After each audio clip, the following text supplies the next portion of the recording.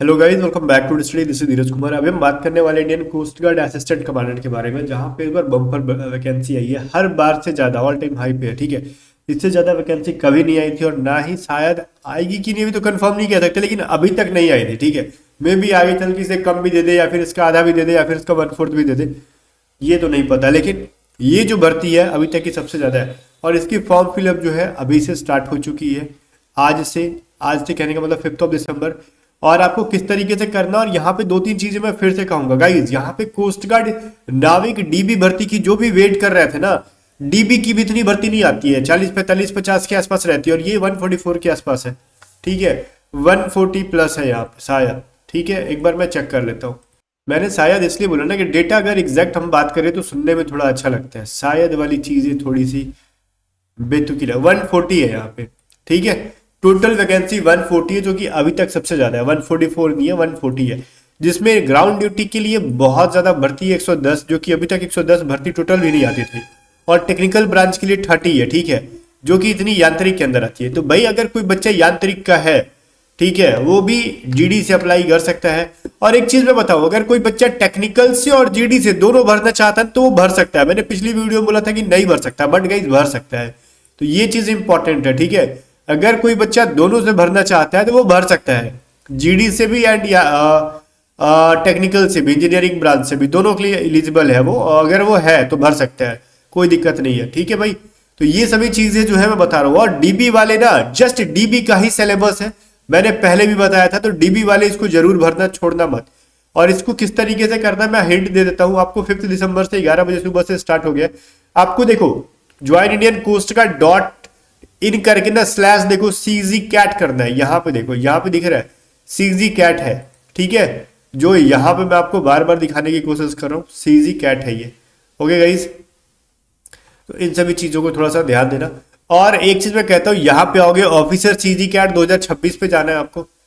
Okay, यहां पे जाने के बाद अगर आपने पहले कोई फॉर्म फिलअप भी किया है तो उससे कोई मतलब नहीं है, ठीक है। आपको यहाँ पे ना न्यू रजिस्ट्रेशन करना पड़ता है। मैं एक बार जस्ट, ये है ऑफिसर 2026, ये हमारा, ठीक है। इसमें ठीक है, साइन इन करने के लिए डायरेक्टली बोल रहे हैं ये लोग, अकाउंट बनाने के लिए नहीं बोल रहे हैं। और यहाँ पे अगर कोई जबरदस्ती हम डेटा को फिल भी करें ना, तो गाइज यहाँ पे क्या लिखेगा, इनवैलिड। लेकिन अगर ऊपर में देखोगे यहाँ पे तो रजिस्टर्ड का ऑप्शन है। ध्यान से दिख रहा है आपको, तो रजिस्टर्ड देखो टॉप पे है कॉर्नर में। तो रजिस्टर्ड पे जब जाओगे तो यहाँ पे डेटा को फिल करने के लिए पूरी चीजें आ जाएंगी।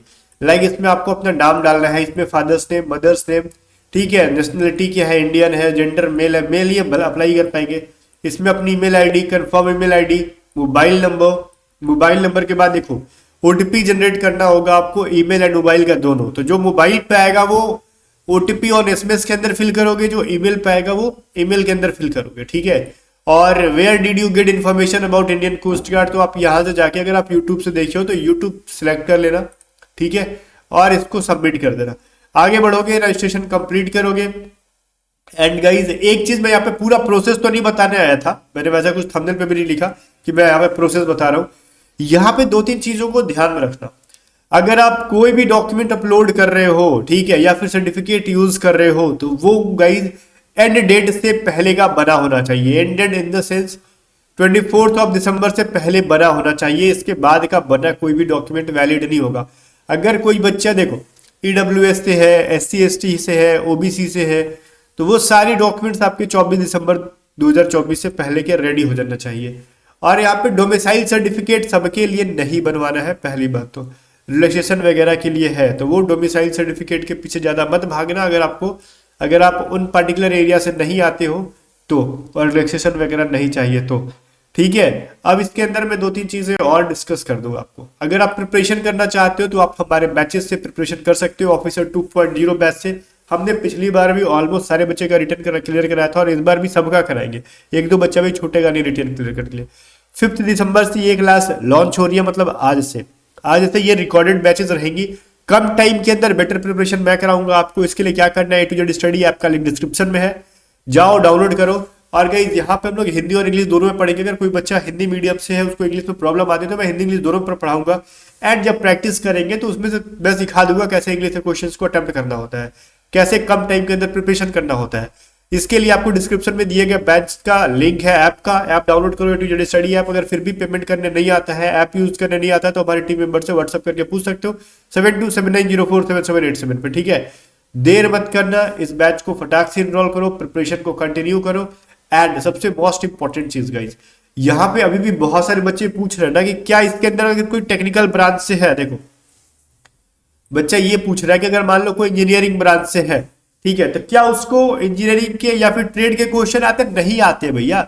मैंने देखो, अगर ये हम इस वेबसाइट पे जाएंगे ना, तो कैरियर अपॉर्चुनिटी पे जाना, आप आराम से इसके अंदर कोई भी देख लो, कैरियर अपॉर्चुनिटी के देखो, असिस्टेंट कमांडेंट जीडी, ठीक है, यहाँ पे जीडी जो है ये है, और टेक्निकल ब्रांच क्या है, यहाँ पे देखो टेक्निकल ब्रांच वाले में जाओगे आप, इसको ओपन करोगे, ओपन करने के बाद इसके सिलेबस में जाओगे। सिलेबस के अंदर कुछ भी ऐसा नहीं दे रखा है टेक्निकल का। सिलेक्शन का जो प्रोसीड्यूर है, यहाँ पे हम जाएंगे, इसके देखो स्टेज 1 के एग्जाम में कुछ भी वैसा नहीं दे रखा गया है। क्लियर है? ऐसा टेक्निकल का कुछ नहीं दे रखा गया है। बस 100 क्वेश्चन आएंगे, 400 नंबर के होंगे, ठीक है। और ये 100 नंबर का प्रिपरेशन, 100 सवाल की प्रिपरेशन का तैयारी के, मतलब 100 सवाल के लिए अगर प्रिपेयर्ड होना है, उसकी प्रिपरेशन मैं करा दूंगा आपको। ऑफिसर बैच 2.0 के अंदर जो असिस्टेंट कमांडेंट के लिए बिल्कुल डेडिकेटेड रहेगा। इसकी सिलेबस हम 100% इतने कम टाइम के अंदर कवर नहीं करेंगे।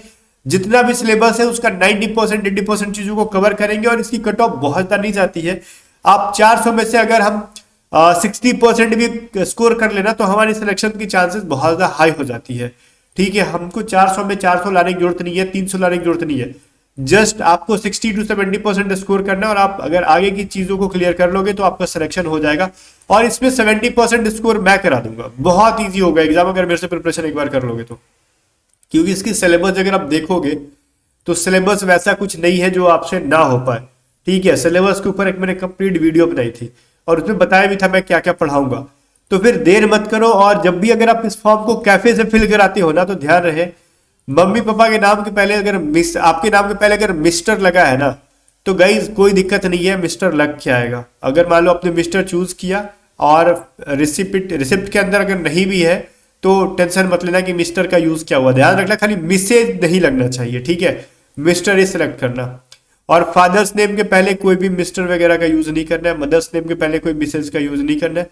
और आपका नाम, father's name, mother's name, and guys आपका डेट ऑफ बर्थ, एटलीस्ट इतनी चीजों में कोई गड़बड़ी नहीं होनी चाहिए, अदरवाइज आपको एग्जाम नहीं देने देंगे।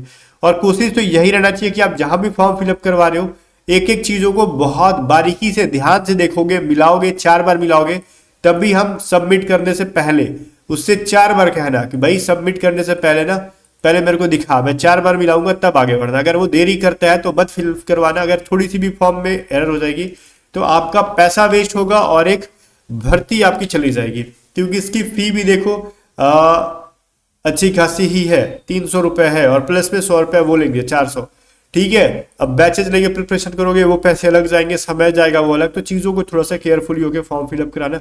असिस्टेंट कमांडेंट की जो है अच्छी पोस्ट है, सिलेक्शन का इसमें रेशियो इस बार अच्छा खासा रहेगा। बाकी गाइस मिलते हैं नेक्स्ट वीडियो में, तब तक के लिए बाय बाय। और हाँ, बैचेस को याद रखना, वीडियो को लाइक करके शेयर कर देना।